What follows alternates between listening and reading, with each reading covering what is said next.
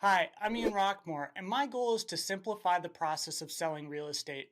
So today, I'm going to answer one of the most common questions that I receive from home sellers. Are you planning on doing an open house? Before, I might have said yes, but over time, my answer has changed.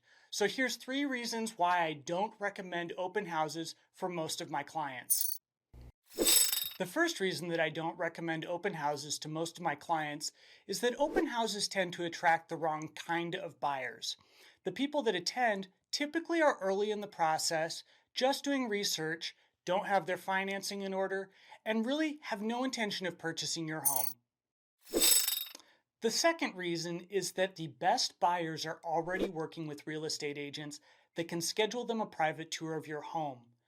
Those agents make sure to pre-qualify their buyers to determine that they actually have strong interest and intent of purchasing a home. Finally, with modern technology, we simply don't need open houses to effectively market and sell your home. When I list homes for sale, I include professional photography and 3D online tours. Those 3D tours allow buyers to preview your home from the comfort of their own home.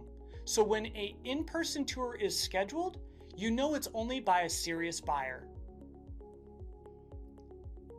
Weekends used to be prime time for open houses, but they intrude on the lives of sellers, and it simply doesn't need to be that way.